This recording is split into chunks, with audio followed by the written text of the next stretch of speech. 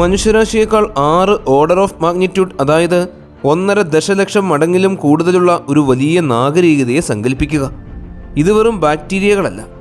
ഈ ജീവികൾ ഒരു പൂർണ്ണ പ്രവർത്തനക്ഷമമായ സാമൂഹിക വ്യവസ്ഥ സൃഷ്ടിച്ചിരിക്കുന്നു. അവർക്ക് വ്യക്തമായ ശ്രേണി, ജോലികൾ, കരിയർ ഗോവണികൾ എന്നിവയെല്ലാമുണ്ട്. അവർ വേട്ടയാടൽ, ഭക്ഷണം ശേഖരിക്കൽ എന്നീ ഘട്ടങ്ങൾ പിന്നിട്ട് കൃഷിയിലേക്കും മൃഗപരിപാലനയിലേക്കും വിജയകരമായി കടന്നിരിക്കുന്നു. അവർ യുവതലമുറയെ പഠിപ്പിക്കുന്നു, പ്രായമായവരെയും വികലാംഗരെയും പരിപാലിക്കുന്നു, മരിച്ചവരെ അടക്കം ചെയ്യുന്നു. അവർക്ക് ക്ലോണിങ്ങിലൂടെ പോലും പ്രത്യുൽപാദനം നടത്താൻ കഴിയുന്നു.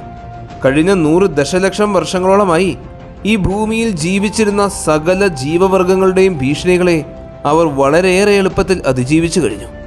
എന്നാൽ അതേസമയം ഒരു സാധാരണ അണുബാധയ്ക്ക് ഇവരെ യഥാർത്ഥ സോംബികളാക്കി മാറ്റുവാൻ സാധിക്കും.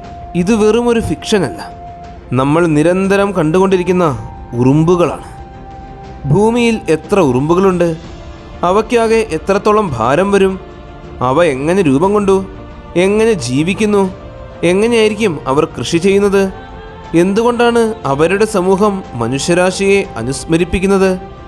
നമ്മെ അത്ഭുതപ്പെടുത്തുകയും ഞെട്ടിക്കുകയും ചെയ്യുന്ന ഈ ഉറുമ്പുകളുടെ ജീവിതം നമ്മൾ കാണാൻ പോവുകയാണ്.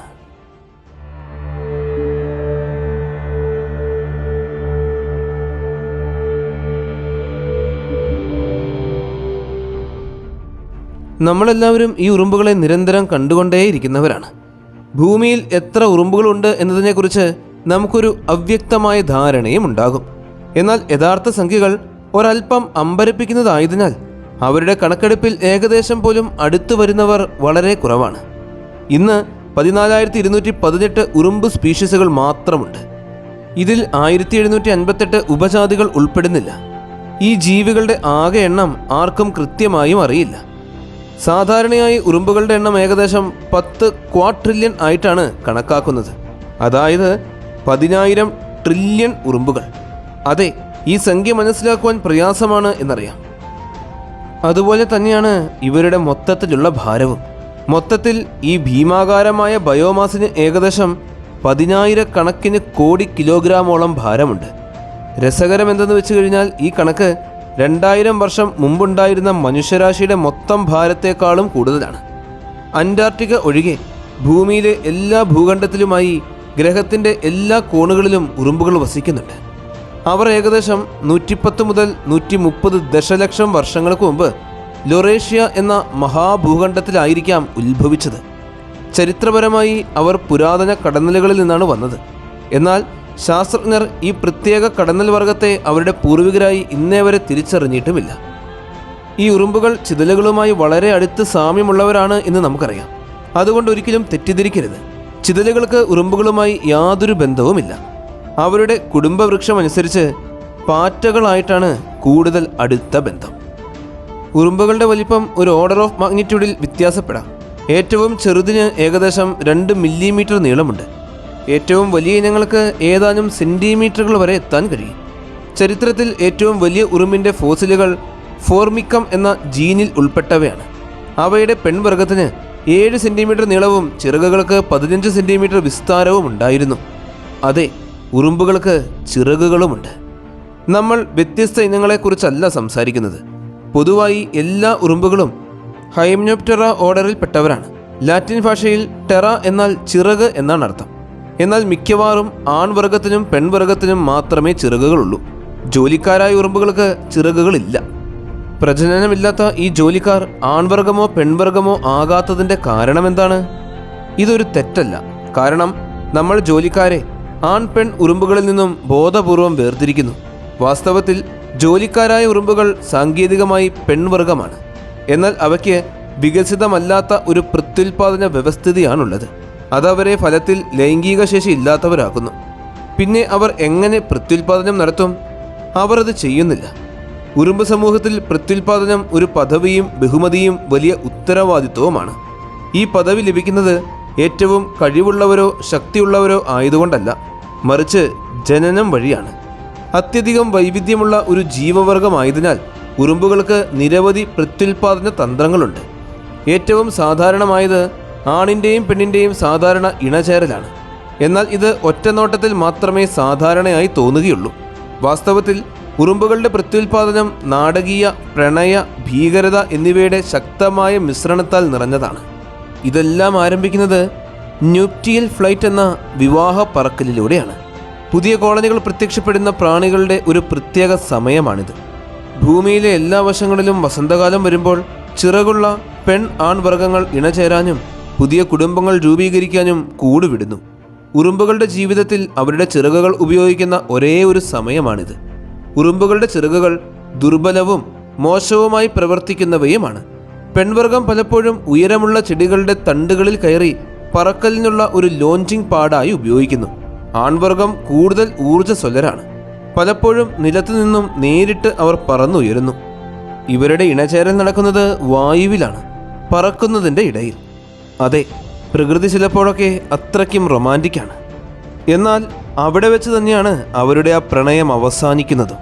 ഇണചേർന്ന ശേഷം ആണിന് ഇനി ജീവിതത്തിൽ ഒരു ലക്ഷ്യവുമില്ല. അവൻ ഉടൻ തന്നെ മരിച്ചു വീഴുന്നു. പെൺവർഗം എന്തു ചെയ്യും? അവർ തൻ്റെ പഴയ വീട്ടിൽ നിന്നും പറന്നു പോകുന്നു.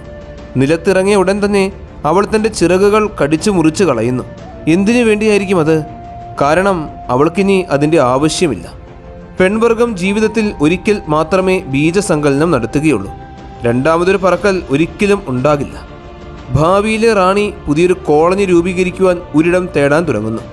ആൺവർഗം അവശേഷിപ്പിച്ച ജനിതക വസ്തുക്കൾ അവൾക്ക് ജീവിതകാലം മുഴുവൻ ബീജസങ്കലനം ചെയ്ത മുട്ടകൾ ഇടാൻ മതിയാവും. റാണികൾ വളരെ കാലം ജീവിക്കും. ഇനമനുസരിച്ച് 12 മുതൽ 20 വർഷം വരെ. സാധാരണ ജോലിക്കാരായ ഉറുമ്പുകൾ 5 വർഷത്തിൽ കൂടുതൽ ജീവിക്കാറുമില്ല. ഇത്തരം പ്രജനന രീതികൾ മിക്ക ഉറുമ്പ് വർഗ്ഗങ്ങൾക്കും സാധാരണമാണ്. എന്നാൽ എല്ലാവർക്കും അങ്ങനെയല്ല. ചില ഇനങ്ങളിൽ ജോലിക്കാർക്ക് ഇണചേരുകയും സന്താനങ്ങളെ ഉൽപ്പാദിപ്പിക്കുകയും ചെയ്യാം. എന്നാൽ മറ്റു ചില ഇനങ്ങളിൽ ഇത് മറ്റൊരു തീവ്രതയിലേക്ക് എത്തുന്നു. അവർ ക്ലോണിങ്ങിലൂടെയാണ് പ്രത്യുൽപാദനം നടത്തുന്നത്. ഇവിടെ ലബോറട്ടറികളോ ടെസ്റ്റ് ട്യൂബുകളോ ഒന്നുമില്ല. എന്നാൽ ആശയം ഒരു പരിധിവരെ ഇതിന് സമാനമാണ്. ഉദാഹരണത്തിന് മൈക്രോസെഫാലസ് മിത്തി എന്ന ഉറുമ്പുവർഗം പാർഥനോജനീസിസ് വഴി പ്രത്യുൽപാദനം നടത്തുന്നു. ഈ തരം പ്രത്യുൽപാദനത്തിൽ ബീജസങ്കലനം നടത്താതെ തന്നെ മുട്ടകളിൽ നിന്നാണ് പെൺവർഗം പുറത്തു വരുന്നത്. അവ ആൺവർഗത്തിന് എത്താൻ കഴിയാത്ത ഏതെങ്കിലും അധിക മുട്ടകളല്ല. കാരണം അവരെ ബീജസങ്കലനം ചെയ്യാൻ ആരുമില്ല. പരിണാമ പ്രക്രിയയിൽ ഈ വർഗം ആൺവർഗത്തെ അനാവശ്യമായിട്ടാണ് കണക്കാക്കുന്നത്.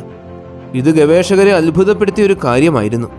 ആമസോൺ നദീതടത്തിൽ മൈക്രോസെഫാലസ് മിത്തിയുടെ കോളനികൾ കണ്ടെത്തിയപ്പോൾ പ്രകൃതിദത്തമായ പരിണാമത്തിൻ്റെ ആ വഴിത്തിരിവിൽ ശാസ്ത്രജ്ഞർ അത്ഭുതപ്പെട്ടുപോയി.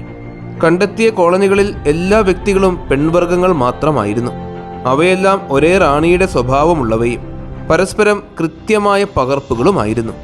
ഈ ഡേറ്റ റോയൽ സൊസൈറ്റിയുടെ പ്രൊസീഡിങ്സിൽ ഗവേഷക സംഘത്തിൻ്റെ ഒരു റിപ്പോർട്ടായി പ്രസിദ്ധീകരിച്ചു.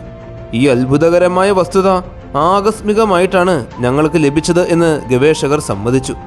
ഈ വർഗത്തിൻ്റെ മറ്റു വശങ്ങൾ പഠിക്കുമ്പോൾ ആൺവർഗം ഇല്ലാത്തത് അവർ ശ്രദ്ധിച്ചു. ബാഹ്യ അടയാളങ്ങൾ ഉപയോഗിച്ച് കൂട്ടിൽ ആൺവർഗത്തെ തിരിച്ചറിയുവാൻ കഴിയാതെ വന്നപ്പോൾ ശാസ്ത്രജ്ഞർ ശേഖരിച്ച മറ്റുറുമ്പുകളുടെ DNA വിശകലനം നടത്തി. അവരെല്ലാം യഥാർത്ഥത്തിൽ പെൺവർഗം മാത്രമാണ് എന്നും അവരെല്ലാം റാണിയുടെ ക്ലോണിങ്ങുകളാണ് എന്നും അവർ കണ്ടെത്തി. അതിനുശേഷം ഒരു റാണിയിലെ ഏറ്റവും പ്രധാനപ്പെട്ട പ്രത്യുൽപാദന അവയവമായ കൊപ്പുലേറ്ററി ബാഗിൽ അതിൻ്റെ പ്രവർത്തനം പൂർണ്ണമായും നഷ്ടപ്പെട്ടുവെന്നും ശാസ്ത്രജ്ഞർ കണ്ടെത്തി. എന്നിരുന്നാലും ഏതാനും വർഷങ്ങൾക്ക് ശേഷം ഈ വർഗത്തിൻ്റെ വ്യക്തിഗത ജനസംഖ്യയ്ക്ക് ലൈംഗിക പ്രത്യുൽപാദനം പൂർണ്ണമായും നഷ്ടപ്പെട്ടിട്ടില്ലെന്ന് വലിയ തോതിലുള്ള ഗവേഷണങ്ങൾ വെളിപ്പെടുത്തി. എങ്കിലും ഇത് ഒന്നിനെയും മാറ്റുന്നില്ല. കാരണം മധ്യതെക്കേ അമേരിക്കയിലെ തിരഞ്ഞെടുത്ത ഉറുമ്പുകളിൽ 90% വ്യത്യസ്ത റാണികളിൽ നിന്നും വന്നവരാണെങ്കിലും ക്ലോണിങ്ങുകളാണ് എന്ന് തെളിഞ്ഞു. അതിൻ്റെ അർത്ഥം മൈക്രോസെഫാലസ് മിത്തി ഒടുവിൽ അതിൻ്റെ പ്രത്യുൽപാദന രീതി തിരഞ്ഞെടുക്കുന്നു എന്നാണ്. എന്നാൽ അതൊരു ദുരന്തപരമായ തെറ്റായിരിക്കാം. കാരണം ഈ പ്രത്യുൽപാദന രീതിക്ക് മതിയായ വൈവിധ്യം നൽകുവാൻ കഴിയില്ല. ഈ വർഗം ബാഹ്യ ഭീഷണികൾക്ക് അതീവ ദുർബലമാവുകയും പെട്ടെന്നുള്ള വംശനാശത്തെ അഭിമുഖീകരിക്കുകയും ചെയ്യാം. അങ്ങനെ സംഭവിച്ചാലും ആ ഒറ്റ വർഗത്തിൻ്റെ തിരോധാനം മൂലം ഉറുമ്പ് സാമ്രാജ്യത്തിൻ്റെ സ്ഥിരത മൊത്തത്തിൽ നഷ്ടമാവുകയില്ല. ഈ കൂട്ടർ ദിനോസറുകളെ പോലും വളരെ എളുപ്പത്തിൽ അതിജീവിച്ചു വന്നവരാണ്. അതിനാൽ അവർക്ക് ഗുരുതരമായൊരു വംശനാശ ഭീഷണി ഉണ്ടാവുക എന്നത് അസാധ്യമാണ്. ഉറുമ്പ് സമൂഹം എങ്ങനെ പ്രവർത്തിക്കുന്നു എന്ന് കണക്കിലാക്കുമ്പോൾ ഈ കൂട്ടർക്ക് ഒരുതരം ബദൽ നാഗരികത കെട്ടിപ്പടുക്കുവാൻ കഴിയുന്നു എന്ന് ചിന്തിക്കേണ്ടിയിരിക്കുന്നു. സാമൂഹിക ഘടനയുടെ കാര്യത്തിൽ ഉറുമ്പുകൾ ഭൂമിയിൽ മനുഷ്യരുമായി ഏറ്റവും അടുത്ത ബന്ധമുള്ളവരാണ്. ഉറുമ്പുകളെക്കുറിച്ചുള്ള ശാസ്ത്രീയമായ മിർമിക്കോളജിയിലെ ഓരോ പുതിയ കണ്ടെത്തലുകളും അത് വീണ്ടും വീണ്ടും തെളിയിച്ചുകൊണ്ടേയിരിക്കുന്നു. ഉറുമ്പുകൂടിന് വളരെ കർശനമായൊരു ഹൈറാർക്കിയും ചുമതലകളുമെല്ലാം ഉണ്ട്. ആദ്യം റാണി.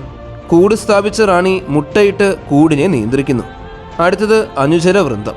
റാണിയെ തീറ്റുകയും എല്ലാവിധത്തിലും പരിപാലിക്കുകയും ചെയ്യുന്ന 10 മുതൽ 12 വരെ ജോലിക്കാരടങ്ങിയ ഉറുമ്പുകളുടെ അകമ്പടി ആളുകളാണത്. നിയമപ്രകാരം കൂടുതലും ചെറിയ ഉറുമ്പുകളാണ് പരിശീലനം നടത്തുന്നത്. ഇത് അക്ഷരാർത്ഥത്തിൽ ഒരുതരം സാമൂഹിക പരിശീലനമാണ്. ഇതൊരു മാസക്കാലത്തോളം കൂട്ടിലെ എല്ലാ നിവാസികളും കടന്നുപോകുന്നു. അടുത്തത് ജോലി. ഇത്തരത്തിലുള്ള പരിശീലനങ്ങളിലൂടെ ജോലി റാണി, മുട്ടകൾ അല്ലെങ്കിൽ ലാർവകൾ എന്നിവയെല്ലാം പരിപാലിക്കുക എന്നതാണ്. അടുത്തത് ഭക്ഷണം കണ്ടെത്തൽ. പ്രായപൂർത്തിയായവർ ഉറുമ്പുകൂടിൻ്റെ ഏറ്റവും അകലെയുള്ള ഭാഗത്തേക്ക് പോകുന്നു. അവിടെ അവർ ഭക്ഷണം തേടുന്നതിൽ ഏർപ്പെട്ടുകൊണ്ടേയിരിക്കുന്നു. ഉറുമ്പ് കണ്ടെത്തിയ ഭക്ഷണം അധികാരികൾക്ക് എത്തിച്ചു നൽകുന്നു. അവർ അത് ഉറുമ്പുകൂട്ടിനുള്ളിൽ എങ്ങനെ വിതരണം ചെയ്യണമെന്ന് തീരുമാനിക്കുന്നു. ഈ ഭക്ഷണത്തിന് പുറമെ റാണിയിൽ സ്രവിക്കപ്പെടുന്ന ഒരു പ്രത്യേക ഹോർമോൺ എന്ന ഗന്ധമുള്ള പദാർത്ഥം കൊണ്ടും ഉറുമ്പുകൂടിന് ഭക്ഷണം ലഭിക്കുന്നു. ഇതിൽ അവളുടെ ആരോഗ്യത്തെക്കുറിച്ചുള്ള വിവരങ്ങൾ അടങ്ങിയുമിരിക്കുന്നു. അനുചര വൃന്ദത്തിലെ ഉറുമ്പുകൾ ഈ പദാർത്ഥം റാണിയിൽ നിന്നും നക്കിയെടുക്കുകയും ഒരു പ്രത്യേക ഗൊയ്റ്ററിയിൽ വഹിക്കുകയും ഒന്നിനു പുറകെ ഒന്നായി പരസ്പരം കൈമാറ്റം ചെയ്യപ്പെടുകയും ചെയ്യുന്നു. ഇങ്ങനെ ഉറുമ്പ് സമൂഹത്തിലെ എല്ലാ വ്യക്തികളും ഒരൊറ്റ വിവര ശൃംഖലത്തിലേക്ക് ബന്ധപ്പെട്ടിരിക്കുന്നു. ഉറുമ്പുകളുടെ ഒരു ചെറിയ നഗര സോഷ്യൽ നെറ്റ്വർക്ക് എന്ന് തന്നെ പറയാം. ഉറുമ്പുകളുടെ ജീവിതത്തിലെ ഏറ്റവും രസകരമായൊരു കാര്യമാണ് അവർ തങ്ങളുടെ സന്തതികളെ വളർത്തുന്ന രീതി. ഉറുമ്പുകൾക്ക് സംവേദനാത്മകമായി പഠിക്കുവാൻ കഴിയും. അതായത് സ്വന്തം തെറ്റുകളിൽ നിന്നല്ലാതെ മറ്റൊരാളുടെ അനുഭവത്തെ അടിസ്ഥാനപ്പെടുത്തി അറിവ് നേടാൻ കഴിയും. ഇത് സാധാരണയായി പ്രാണികളെ സംബന്ധിച്ചിടത്തോളം അസാധാരണമായ ഒന്നാണ്. ഏറ്റവും പരിചയസമ്പന്നനും ശക്തനുമായ വേട്ടക്കാരനാണ് ആദ്യം ഇരയെ ആക്രമിക്കുന്നത്. എങ്ങനെ ആക്രമിക്കണം, എങ്ങനെ കുത്തണം, കൊല്ലണം എന്നിങ്ങനെക്കുറിച്ചുള്ള എല്ലാ കഴിവുകളും അവർ ചെറുപ്പക്കാരെ കാണിച്ചു കൊടുക്കുന്നു. അങ്ങനെയാണ് അവർ യുവതലമുറയെ വേട്ടയാടാനുള്ള കഴിവുകൾ പഠിപ്പിക്കുന്നത്. എന്നാൽ വിജയകരമായി പഠിപ്പിക്കുവാൻ നല്ല ഓർമ്മശക്തി കൂടെ ഉണ്ടാകണം. ഉറുമ്പുകൾക്ക് അതിന് വിഷമിക്കേണ്ട കാര്യമില്ല. സ്വന്തമായി ഭക്ഷണം തേടുന്ന സജീവ വേട്ടക്കാർക്ക് തങ്ങളുടെ വേട്ടയാടൽ പ്രദേശം നന്നായി അറിയാം. കൂടാതെ വീട്ടിലേക്ക് എങ്ങനെ തിരിച്ചെത്താമെന്നും അവർ ഓർത്തിരിക്കും. ഉറുമ്പ് സഞ്ചരിച്ചുകൊണ്ടിരിക്കുന്ന വഴിയിൽ എന്തെങ്കിലും വലിയ തടസ്സമുണ്ടായി കഴിഞ്ഞാൽ കുറച്ച് വളവുകളിലൂടെയോ തിരിവുകളിലൂടെയോ അലഞ്ഞ ശേഷം വീണ്ടും ആ വേട്ടക്കാർ ഒടുവിൽ ഒരു വഴി കണ്ടെത്തും. പിന്നീട് അവർ ആ തടസ്സത്തിലെ വഴി കുറഞ്ഞത് 4 ദിവസത്തേക്കെങ്കിലും ഓർത്തിരിക്കും. ഈ സമയത്ത് മോശം കാലാവസ്ഥ കാരണം അവർ അവിടെ നിന്നു പോകേണ്ടി വന്നാൽ പോലും ഈ ഓർമ്മ അവരിലുണ്ടാകും. ഉറുമ്പുകൾക്ക് നല്ല സമയബോധമുണ്ട്. അവർ അത് ഫലപ്രദമായി തന്നെയാണ് ഉപയോഗിക്കുന്നത്. ഉറുമ്പുകൾ സഞ്ചരിക്കുന്ന പാതയ്ക്ക് സമീപം വളരെ കൃത്യമായ സമയത്ത് ഒരു ഭക്ഷണപാത്രം ഇരുന്നു കഴിഞ്ഞാൽ ഭക്ഷണം എപ്പോൾ പ്രത്യക്ഷപ്പെടുമെന്ന് വേട്ടക്കാർ പെട്ടെന്ന് ഓർമ്മിക്കുകയും കൃത്യസമയത്ത് ആ സ്ഥലത്ത് എത്തിച്ചേരുകയും ചെയ്യും. തീറ്റ നിർത്തലാക്കിയാലും ഉറുമ്പുകൾ അതേ സമയത്ത് തന്നെ 5 ദിവസം കൂടെ അതേ സ്ഥലത്ത് വന്നു നോക്കും. ഉറുമ്പുകൾ വളരെയേറെ ചിട്ടയോടെയാണ് പ്രവർത്തിക്കുന്നത്. ആദ്യത്തെ മുന്നറിയിപ്പ് സിഗ്നൽ അവർ കുടുംബസ്വത്തുക്കൾ നീക്കാൻ വേണ്ടി മാത്രം ഒരുങ്ങുന്നു. അവർ ലാർവകളെയും പ്യൂപ്പകളെയും പുറത്തു കടക്കുന്നിടത്തേക്ക് കൊണ്ടുവരുന്നു. ഒരു ചെറിയ ഭാഗം മാത്രം ഉപരിതലത്തിലേക്ക് കൊണ്ടുവരുന്നു. ഒരു മുന്നറിയിപ്പ് ലഭിക്കുന്നതിനായി പ്രതീക്ഷയോടെ നോക്കി നിൽക്കുന്ന പോലെ തന്നെ. അപകടം സ്ഥിരീകരിക്കുന്നതുവരെ ഉറുമ്പുകൾ യഥാർത്ഥത്തിൽ ഓടിപ്പോകാൻ തുടങ്ങുന്നേയില്ല. ഇത്രയും സങ്കീർണമായ ഇടപെടലുകൾ ഉള്ളപ്പോൾ ആയിരക്കണക്കിന് ഉറുമ്പുകൾ എങ്ങനെ ഫലപ്രദമായി ആശയവിനിമയം നടത്തുന്നു? എവിടേക്കാണ് പോകേണ്ടതെന്നും എന്ത് ചെയ്യണമെന്നും ഇതെല്ലാം എങ്ങനെ ഓർമ്മിക്കുമെന്നും അവർക്ക് എങ്ങനെ അറിയാം? വാസ്തവത്തിൽ അവർക്കൊന്നും ഓർമ്മിക്കേണ്ട കാര്യമില്ല. അവരുടെ ആശയവിനിമയ രീതികൾ തോന്നുന്നതിനേക്കാൾ വളരെ സമ്പന്നമാണ്. മനുഷ്യരെ പോലെ ഉറുമ്പുകൾക്ക് ചെവികളില്ല. അവർ കേൾക്കുന്നത് ചലനങ്ങൾ അളന്നുകൊണ്ടാണ്. പ്രത്യേക കാൽമുട്ടിലെയും കാലിലെയും സെൻസറുകൾക്ക് ചുറ്റിലുമുള്ള ചലനങ്ങൾ തിരിച്ചറിയുവാൻ അവരെ സഹായിക്കുന്നു. ചില ഉറുമ്പുകൾ സ്പെക്ട്രാക്കുലർ വഴി ശബ്ദങ്ങൾ ഉണ്ടാക്കുന്നു. വയറിലെയും താടിയെല്ലിലെയും ഭാഗങ്ങൾ ഉപയോഗിച്ചുണ്ടാക്കുന്ന ഒരു പ്രത്യേക തരം ചിലപ്പ് കോളനി അംഗങ്ങളെയോ മറ്റു വർഗങ്ങളെയോ ആശയവിനിമയം നടത്തുവാൻ ഈ ശബ്ദങ്ങളാണ് ഉപയോഗിക്കുന്നത്. ഇവരുടെ പ്രധാന ആശയവിനിമയ രീതി ഗന്ധമാണ്. ഉറുമ്പുകൾ മണ്ണിൽ ഹോർമോൺ ട്രേസുകൾ അവശേഷിപ്പിക്കുന്നു. അത് മറ്റുറുമ്പുകൾ എളുപ്പത്തിൽ തിരിച്ചറിയുന്നു. കൂട്ടമായി ഭക്ഷണം കഴിക്കുന്ന വർഗ്ഗങ്ങൾ, ഭക്ഷണം തേടുന്ന ഉറുമ്പുകൾ രുചിയുള്ള എന്തെങ്കിലും കണ്ടെത്തിയ ശേഷം കോളനിയിലേക്ക് മടങ്ങുമ്പോൾ പാതയിൽ അത് അടയാളമിടുന്നു. മറ്റുറുമ്പുകൾ ആ പാത പിന്തുടരുകയും ഭക്ഷണം ശേഖരിച്ച് കോളനിയിലേക്ക് മടങ്ങുമ്പോൾ അവരുടെ ഹോർമോണുകൾ കൊണ്ട് അതിനെ ശക്തിപ്പെടുത്തുകയും ചെയ്യുന്നു. ഭക്ഷണ സ്രോതസ് തീർന്നു പോകുമ്പോൾ മടങ്ങുന്ന ഉറുമ്പുകൾ പുതിയ പാതകളൊന്നും അവശേഷിപ്പിക്കുന്നില്ല. ഗന്ധം സാവധാനം അപ്രത്യക്ഷമാവുകയും ചെയ്യും. ഈ ഭക്ഷണ സ്രോതസ്സിലേക്കുള്ള പാത തടസ്സപ്പെടുമ്പോൾ വേട്ടക്കാർ ആ പാത ഉപേക്ഷിച്ച് പുതിയ വഴികൾ തേടാൻ തുടങ്ങും. വിജയിച്ചാൽ ഉറുമ്പ് മടങ്ങുമ്പോൾ ഏറ്റവും ചെറിയ പാത സൂചിപ്പിച്ചുകൊണ്ട് ഒരു പുതിയ ട്രെയിൽ അവശേഷിപ്പിക്കും. കൂടുതൽ ഉറുമ്പുകൾ വിജയകരമായ ട്രെയിലുകൾ പിന്തുടരുകയും ഏറ്റവും മികച്ച വഴികളെ ശക്തിപ്പെടുത്തുകയും ചെയ്യുന്നു. ഇങ്ങനെയാണ് ഉറുമ്പുകൾ അവരുടെ പ്രസക്തമായ ട്രെയിലുകൾ രൂപപ്പെടുത്തുന്നത്. ട്രെയിലുകൾക്ക് മാത്രമല്ല ഉറുമ്പുകൾ ഫെറോമോണുകൾ ഉപയോഗിക്കുന്നത്. ചതഞ്ഞ ഒരു ഉറുമ്പ് അപായ ഹോർമോൺ പുറത്തുവിടുന്നു. അത് അടുത്തുള്ള ഉറുമ്പുകളെ ആക്രമണ ഭ്രാന്തിലേക്ക് നയിക്കുകയും അകലെ നിന്നും ഉറുമ്പുകളെ ആകർഷിക്കുകയും ചെയ്യുന്നു. ചില ഉറുമ്പ് വർഗ്ഗങ്ങൾ ശത്രു ഉറുമ്പുകളെ ആശയക്കുഴപ്പത്തിലാക്കുവാനും പരസ്പരം ആക്രമിക്കുവാനും പ്രേരിപ്പിക്കുവാനും തെറ്റിദ്ധരിപ്പിക്കുന്ന ഹോർമോണുകളും ഉപയോഗിക്കാറുണ്ട്. ഉറുമ്പുകളുടെ ശരീരത്തിലെ പല ഘടകങ്ങളാണ് ഹോർമോണുകൾ ഉൽപ്പാദിപ്പിക്കുന്നത്. ഡ്യൂഫർ ഗ്രന്ഥികൾ, വിഷഗ്രന്ഥികൾ, പിൻകുടലിലെ ഗ്രന്ഥികൾ, കോക്സിസ്, മലദ്വാരം, സ്റ്റേർണം, പിൻകാലിലെ ഗ്രന്ഥികൾ. കോളനികൾക്കുള്ളിൽ വിവരങ്ങൾ പരസ്പരം കൈമാറാൻ ഉറുമ്പുകൾ പരസ്പരം ഹോർമോണുകൾ കൈമാറ്റം ചെയ്യുകയും ഭക്ഷണവുമായി കലർത്തുകയും ചെയ്യുന്നു. ഇത് മറ്റു കുടുംബാംഗങ്ങൾ ഏത് ടാസ്ക് ഗ്രൂപ്പിൽ പെട്ടവരാണെന്ന് നിർണ്ണയിക്കുവാൻ മറ്റുറുമ്പുകളെ അനുവദിക്കുന്നു. കൂടാതെ ചില ഉറുമ്പ് വർഗ്ഗങ്ങൾക്ക് കോളനിയിൽ ഒന്നിലധികം റാണികളുണ്ട്. ഒരു മുഴുവൻ രാജ്ഞിയുടെ നിര തന്നെയുണ്ട്. പ്രധാന റാണി ഒരു പ്രത്യേക ഹോർമോൺ ഉൽപ്പാദിപ്പിക്കുന്നത് നിർത്തുമ്പോൾ അത് അധികാരമാറ്റത്തെ സൂചിപ്പിക്കുന്നു. ജോലിക്കാർ മറ്റൊരു റാണിയെ പരിപാലിക്കുവാൻ തുടങ്ങുന്നു. അവൾ പ്രധാന റാണിയായി മാറുന്നു. ആശയവിനിമയ രീതിയുടെ വൈവിധ്യവും ചെറുതാണെങ്കിലും അത്യന്തം യുക്തിസഹമായ മസ്തിഷ്കവും ചേർന്ന് ഉറുമ്പുകൾക്ക് ഒരു നാഗരികത പോലുള്ള സമൂഹം കെട്ടിപ്പടുക്കുന്നതിൽ അതിശയകരമായൊരു നേട്ടം നൽകുന്നുണ്ട്. വലിയ സസ്തനികളിൽ നിന്നും പ്രത്യേകിച്ച് മനുഷ്യരിൽ നിന്നും വളരെയധികം അകലെയായിട്ടും ഉറുമ്പുകൾക്ക് യഥാർത്ഥാർത്ഥത്തിൽ കൃഷി ചെയ്യാനും മൃഗങ്ങളെ വളർത്താനും കഴിവുണ്ട്. പല ഉറുമ്പ് വർഗ്ഗങ്ങളും ഒരു കാലത്ത് മനുഷ്യർ തിരഞ്ഞെടുത്ത പാത പിന്തുടർന്ന് ശ്രദ്ധേയമായ ചില ഫലങ്ങൾ കൈവരിച്ചു. പ്രത്യേകിച്ചും ഉറുമ്പുകൾ തങ്ങളുടെ തനതായ കൃഷിരീതി വികസിപ്പിച്ചെടുത്തു. ഈ രീതി വളരെ വ്യാപകമായി പ്രചരിച്ചതിനാൽ ഉറുമ്പ് കൃഷിയെ ഇപ്പോൾ വ്യക്തമായി തരംതിരിക്കാൻ കഴിയും. താഴ്ന്ന കൃഷി. 80 ഉറുമ്പ് വർഗ്ഗങ്ങൾ ഈ രീതിയിൽ പ്രാവീണ്യം നേടി. ഇടത്തരം കൃഷി. 34 വർഗ്ഗങ്ങൾ തങ്ങളുടെ ആവശ്യങ്ങൾക്കായി പവിഴക്കൂണുകൾ വളർത്തുന്നു. 18 വർഗ്ഗങ്ങൾ ഈസ്റ്റ് വളർത്തൽ പരിശീലിക്കുന്നു. ഉയർന്ന കൃഷി. 63 ഉറുമ്പ് വർഗ്ഗങ്ങൾ ഉയർന്ന കൃഷിയിൽ പ്രാവീണ്യം നേടിയിരിക്കുന്നു. അവർ കൂണുകൾ വളർത്താനും മുഴുവൻ കൂൺതോട്ടങ്ങൾ സൃഷ്ടിക്കാനും പഠിച്ചു. ഇതിലും ആശ്ചര്യകരമായ കാര്യം ഉറുമ്പുകളുടെ തലമുറകളാൽ അക്ഷരാർത്ഥത്തിൽ വളർത്തപ്പെട്ട ചില പ്രത്യേക കൂൺ ഇനങ്ങൾ വളർന്നു വന്നിട്ടുണ്ട് എന്നതാണ്. ഈ കൂണുകൾക്ക് ഇനി കാട്ടിൽ അതിജീവിക്കാൻ കഴിയില്ല. മറിച്ച് ഈ അത്ഭുതകരമായ ജീവികളുടെ ശ്രദ്ധാപൂർവമായ പരിചരണത്തിൽ ഉറുമ്പ് കൃഷിയിടങ്ങളിൽ മാത്രമേ നിലനിൽക്കാൻ കഴിയൂ. ഇലമുറിക്കുന്ന ഉറുമ്പുകളുടെ കോളനി ഇത്തരം കൃഷികൾക്ക് ഒരു നല്ല ഉദാഹരണമാണ്. അവർ മുഴുവൻ കൂൺതോട്ടങ്ങളും ഒരുക്കുന്നു. മുറിച്ച ഇലകൾ അടിസ്ഥാന വസ്തുക്കളായി ഉപയോഗിക്കുന്നു. അതെ, നിങ്ങൾ കേട്ടത് ശരിയാണ്. ഉറുമ്പുകൾ ഇലകൾ കോളനികളിലേക്ക് കൊണ്ടുവന്ന് ചെറിയ കഷ്ണങ്ങളാക്കി മുറിച്ച് അത് വളമായി ഉപയോഗിക്കുന്നു. ഈയൊരു ജോലി ഉറുമ്പിൻ്റെ വലിപ്പത്തെ ആശ്രയിച്ചാണ് ഇരിക്കുന്നത്. ഇതിലെ വലിയ ജോലിക്കാർ തണ്ടുകൾ മുറിക്കുന്നു. ചെറിയ ഉറുമ്പുകൾ ഇലകൾ കഷ്ണങ്ങളായി കടിച്ചു കീറുന്നു. ഏറ്റവും ചെറിയ ഉറുമ്പുകൾ തോട്ടം പരിപാലിക്കുന്നു. കൂൺതോട്ടങ്ങളെ ദോഷകരമായ ബാക്ടീരിയകളിൽ നിന്നും അവർ സംരക്ഷിക്കുകയും ചെയ്യുന്നു. കൂണുകൾക്ക് അപകടകരമായ മറ്റു ബാക്ടീരിയകൾക്കെതിരെ ഒരു ആൻറ്റിബോഡിയായി പ്രവർത്തിക്കുന്ന പദാർത്ഥങ്ങൾ ഉൽപ്പാദിപ്പിക്കുന്ന മറ്റു ബാക്ടീരിയകൾ ഉറുമ്പിൻ്റെ ശരീരത്തിൻ്റെ ബാഹ്യപ്രതലത്തിൽ ജീവിക്കുന്നു. വിവിധ സസ്യവസ്തുക്കളോടുള്ള കൂണുകളുടെ പ്രതികരണം തിരിച്ചറിയുവാൻ ഇല മുറിക്കുന്ന ഉറുമ്പുകൾക്ക് മതിയായ സംവേദനക്ഷമതയുണ്ട്. അവർ കൂണുകളുടെ രാസ സിഗ്നലുകൾ മനസ്സിലാക്കുന്നു. ഒരു പ്രത്യേകതരം ഇല കൂണുകൾക്ക് വിഷമാണെന്ന് കണ്ടെത്തിയാൽ കോളനി അത് ഓർമ്മിക്കുകയും പിന്നീടത് ശേഖരിക്കാതിരിക്കുകയും ചെയ്യും. ഉറുമ്പ് സമൂഹങ്ങളുടെ ഇത്രയും ഉയർന്ന തലത്തിലുള്ള സ്വയം സംഘടിത ശക്തി ആരെയും ഞെട്ടിക്കുന്നതാണ്. ഇതൊന്നും പോരാത്തതിന് ഉറുമ്പുകൾ ഒരു പടി കൂടെ കടന്നുപോയി. ഉറുമ്പുകൾ മൃഗപരിപാലനത്തിലും പ്രാവീണ്യം നേടിയിരിക്കുന്നു. നിങ്ങൾക്ക് എന്ത് തോന്നുന്നു? സജീവവും ശക്തരുമായ വേട്ടക്കാരായിരിക്കുമ്പോൾ തന്നെ ഉറുമ്പുകൾ കന്നുകാലികളെ വളർത്താൻ പഠിച്ചു. എന്നാൽ കന്നുകാലികൾക്ക് പകരം അവർ പേനുകളെയാണ് വളർത്തുന്നത്. പേനുകൾ തേൻതുള്ളി എന്ന പ്രത്യേക തരത്തിലുള്ള സ്രവം സൃഷ്ടിക്കുന്നു. ഇത് വിലപ്പെട്ടതും ഉയർന്ന ഊർജ്ജമുള്ളതുമായ ഭക്ഷണമാണ്. ഉറുമ്പുകൾ അടുത്തുള്ള ചെടികളിൽ പേനുകളെ മേയ്ക്കുകയും മറ്റു വേട്ടക്കാരിൽ നിന്നും അവരെ സംരക്ഷിക്കുകയും ചെയ്യുന്നു. പേനുകൾ പുറപ്പെടുവിക്കുന്ന സ്രവം ശേഖരിക്കുക മാത്രമല്ല, ഈ ചെറുപ്രാണികളെ അക്ഷരാർത്ഥത്തിൽ കറക്കാനും അവർ പഠിച്ചു.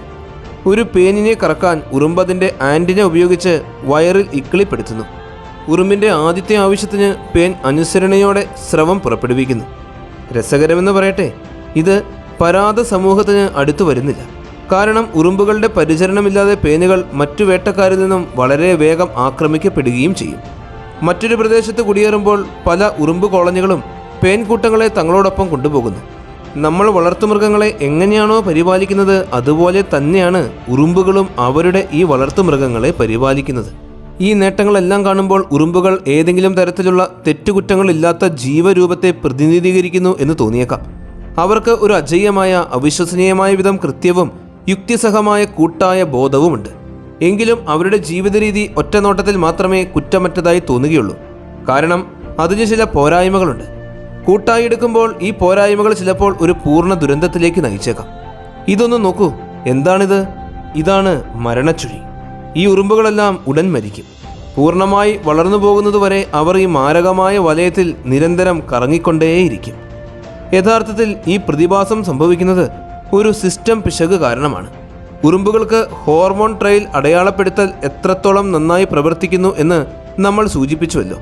എന്നാൽ ദശലക്ഷക്കണക്കിന് വർഷത്തെ പരിണാമത്തിലൂടെ വികസിപ്പിച്ചെടുത്തതാണെങ്കിലും ഈ സിസ്റ്റം ഉറുമ്പുകൾക്ക് ചിലപ്പോൾ ഒരു ക്രൂരമായ തമാശയായേക്കാം. ഒരു കൂട്ടം ഉറുമ്പുകൾ ഒരേ ദിശയിൽ പലവട്ടം തിരിയുമ്പോൾ അവർ ഒരു മിനിറ്റ് മുമ്പ് അവശേഷിപ്പിച്ചു പോയ സ്വന്തം ഗന്ധമുള്ള പാതയിലൂടെ തന്നെ സഞ്ചരിക്കാൻ സാധ്യതയുണ്ട്. പാതയിലൂടെ സഞ്ചരിച്ച ശേഷം ഉറുമ്പുകൾ വീണ്ടും അതേ തിരിവുകൾ എടുക്കുകയും അതേ സ്ഥലത്തേക്ക് മടങ്ങുകയും ചെയ്യുന്നു. ഈ ചക്രം അങ്ങനെ ആവർത്തിക്കപ്പെടുന്നു. ഏറ്റവും അരോചകമായ കാര്യം, സ്വന്തം കാൽപ്പാടുകൾ പലതവണ പിന്തുടരുമ്പോൾ ഉറുമ്പുകൾ ഹോർമോണുകൾ സ്രവിക്കുന്നത് തുടരുന്നു. അങ്ങനെ ചെയ്യുന്നതിലൂടെ അവർ ഈ ദുഷിച്ച വലയത്തെയും ശരിയായ ദിശയിലേക്കാണ് പോകുന്നത് എന്ന തങ്ങളുടെ ആത്മവിശ്വാസത്തെയും ശക്തിപ്പെടുത്തുന്നു. ഈ സന്തോഷകരവും സംശയം തോന്നാത്തതുമായ ഉറുമ്പുകളോടൊപ്പം ഈ വലിയ ഘോഷയാത്രയ്ക്ക് കാരണം എന്താണ് എന്ന് ഒന്നും അറിയാത്ത അവരുടെ സുഹൃത്തുക്കളും വന്നു ചേരുന്നു. ഈ യാത്രയുടെ ഫലം എളുപ്പത്തിൽ പ്രവചിക്കാവുന്നതാണ്. ഈ മാരകമായ നൃത്തത്തിൽ ആയിരക്കണക്കിന് ഉറുമ്പുകൾ വളഞ്ഞു മരണമടയുന്നു. ഒരു അപകടകരമായ ബാഹ്യ ഇടപെടലിന് മാത്രമേ അവരെ രക്ഷിക്കാനാവൂ.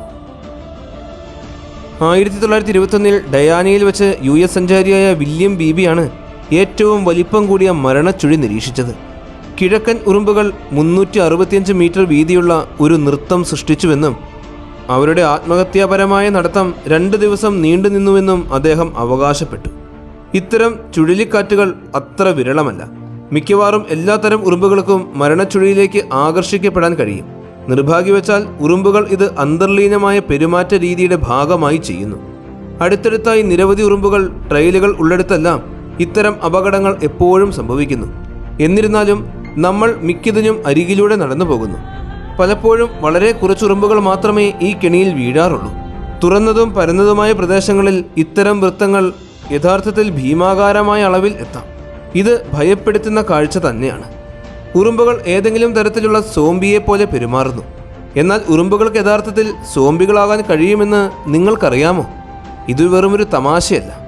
സിനിമകളിൽ നമ്മൾ കാണുന്ന ഒരു സാധാരണ സോംബി സാഹചര്യമാണിത്. ആളുകളെ ഭയപ്പെടുത്തുന്ന ബുദ്ധിയില്ലാത്ത ജീവികളായി മാറ്റുന്ന ഒരു അണുബാധ. എന്നാൽ പ്രകൃതിക്ക് സമാനമായ ഒരു ഭീകരമായ സാഹചര്യമുണ്ട്. ഇതാണ് കോർഡിസെപ്സ് ലോബ്സൈഡ്സ്. ഇത് നിരുപദ്രവകാരിയായ ഒരു കൂണാണെന്ന് തോന്നുന്നു. എന്നാൽ ഉറുമ്പുകൾക്ക് സ്വപ്നങ്ങളുണ്ടെങ്കിൽ ഈ കൂൺ തീർച്ചയായും അവരുടെ പേടി സ്വപ്നമായിരിക്കും. ഈ കൂണിൻ്റെ ബീജങ്ങൾ ശരീരത്തിൽ പ്രവേശിക്കുന്നത് ഒരു ഉറുമ്പിന് സംഭവിക്കാവുന്ന ഏറ്റവും ഭയാനകമായ കാര്യമാണ്. ഈ പരാതം ഇരയുടെ ഗന്ധബോധത്തെ ബാധിക്കുന്നു, അതിൻ്റെ പ്രധാന ആശയവിനിമയ ചാനൽ. തൽഫലമായി അണുബാധിതനായ ഉറുമ്പിന് സുഹൃത്തുക്കളുമായി ബന്ധം നഷ്ടപ്പെടുന്നു. അകലെ അലഞ്ഞുതിരിയുകയും കോളനിയിലേക്ക് തിരിച്ചു പോകാൻ സാധിക്കാതെ ആവുകയും ചെയ്യുന്നു. ഈ ഘട്ടത്തിൽ കൂൺ അതിൻ്റെ പെരുമാറ്റത്തെ തന്നെ നിയന്ത്രിക്കുന്നു. പൂർണ്ണമായി വളരുവാൻ ഏറ്റവും അനുയോജ്യമായ സാഹചര്യങ്ങൾ അത് തേടിക്കൊണ്ടേയിരിക്കുന്നു. ഒടുവിൽ കൂൺ ഉറുമ്പിൻ്റെ ഒരു തണുത്തതും ഈർപ്പമുള്ളതുമായ സ്ഥലം കണ്ടെത്താനും ആ ശാഖയിലെ ഇലകളുടെ അടിയിൽ കടിച്ചു പിടിക്കാനും പ്രേരിപ്പിക്കുന്നു. ഉറുമ്പ് ഇല കടിക്കുമ്പോൾ പേശി പ്രവർത്തനം കൂൺ തടസ്സപ്പെടുത്തുന്നതിനാൽ അതിന് ഇനി അത് വിടാൻ കഴിയില്ല. കൂൺ ഉറുമ്പിൻ്റെ ശരീരത്തിനുള്ളിൽ വളരുന്നത് തുടരുന്നു. ഒടുവിൽ അതിൻ്റെ തല തുളച്ച് പുതിയ ബീജങ്ങൾ പുറത്തുവിടുന്നു. ഈ മുഴുവൻ പ്രക്രിയയ്ക്കും ഏകദേശം 10 വേദനാജനകമായ ദിവസങ്ങളോളം എടുക്കും. ഈ സമയത്തിൻ്റെ ഭൂരിഭാഗവും ഉറുമ്പ് ജീവനോടെ തന്നെ ഉണ്ടാകും. നമുക്ക് സങ്കല്പിക്കാൻ സാധിക്കുന്നതിനേക്കാളും ഭയാനകമാണ് അല്ലേ? ഒരുമിച്ച് ഈ പ്രതിഭാസത്തെക്കുറിച്ച് ശാസ്ത്രത്തിന് വളരെ കാലമായി അറിയാം. എന്നാൽ പരാതമായ കൂണിന് എങ്ങനെയാണ് ഉറുമ്പിൻ്റെ മനസ്സിനെ നിയന്ത്രിക്കാൻ കഴിയുന്നത് എന്ന് ശാസ്ത്രജ്ഞന്മാർക്ക് ഇതുവരെ മനസ്സിലാക്കുവാൻ കഴിഞ്ഞിട്ടേയില്ല. ഇതിനെ പലപ്പോഴും തലച്ചോറിലെ പരാതം എന്നാണ് വിളിക്കുന്നത്. എന്നാൽ 2021 ഫെബ്രുവരിയിൽ Proceedings of the National Academy of സയൻസിൽ പ്രസിദ്ധീകരിച്ച ഒരു പഠനം ഈ സിദ്ധാന്തത്തെ നിരാകരിക്കുകയാണ്. പ്രാണികളുടെ തലച്ചോറിന് കേടുപാടുകൾ സംഭവിക്കുന്നില്ലെന്നും ശരീരത്തിലുടനീളമുള്ള പേശി തന്തുക്കളിലേക്ക് മൈസീലിയം കടത്തിവിട്ടാണ് ഉറുമ്പിനെ നിയന്ത്രിക്കുന്നത് എന്നും അത് വെളിവാക്കുന്നു. വാസ്തവത്തിൽ ഇത് ബാധിക്കപ്പെട്ട ഒരു ഉറുമ്പ് ഒരു പുറന്തോടും കൂണിനെ കൊണ്ടുപോകുവാനുള്ള ഒരു മാർഗവുമായി മാറുന്നു. ഉറുമ്പിൻ്റെ ടിഷ്യൂ കോശങ്ങൾ ഭാഗികമായി കൂണുപയോഗിച്ച് മാറ്റി സ്ഥാപിക്കപ്പെടുന്നു. അതായത് ഫലത്തിൽ ഉറുമ്പ് ഒരു കൂണായി തന്നെ മാറുന്നു, ഒരു യഥാർത്ഥ പാവക്കളിക്കാരനെ പോലെ. കൂണ് ചരടുകൾ വലിക്കുന്നു. ഒരു ഭയാനകമായ സാഹചര്യം ചെയ്യുവാൻ ഉറുമ്പ് നിർബന്ധിതനാകുന്നു. ഈ സോംബി സ്വാധീനത്തിൽ നിന്നും രക്ഷപ്പെടുവാൻ ഒരു അവസരവുമില്ലാതെ. എങ്കിലും അവരുടെ എല്ലാ ബലഹീനതകൾക്കിടയിലും ഉറുമ്പുകൾ ഭൂമിയുടെ ജൈവമണ്ഡലത്തിൽ അവരുടെ ഇടം ഉറപ്പിച്ചിരിക്കുന്നു. അവരുടെ സമൂഹത്തിൻ്റെ ഘടനയും അത് മനുഷ്യ നാഗരികതയുമായി ഇത്രത്തോളം സാമ്യപ്പെടുന്നു എന്നതും ഒരൽപ്പം ഞെട്ടിക്കുന്നതാണ്. ഭാവിയിൽ അവർ ഏത് തരത്തിലുള്ള നാഗരികത മുന്നേറ്റമാണ് ഈ ഭൂമിയിൽ നടത്താൻ പോകുന്നത് എന്ന് നമുക്കിന്നറിയില്ല. ഇന്നത്തെ ഈ വീഡിയോ എല്ലാവർക്കും ഒരുപാട് ഇഷ്ടമായെന്ന് വിശ്വസിക്കുന്നു. നിങ്ങളുടെ എല്ലാവരുടെയും സപ്പോർട്ടുകൾ കൂടെ ഉണ്ടാകണം. നല്ലൊരു വീഡിയോയുമായി അടുത്ത എപ്പിസോഡിൽ കാണാം.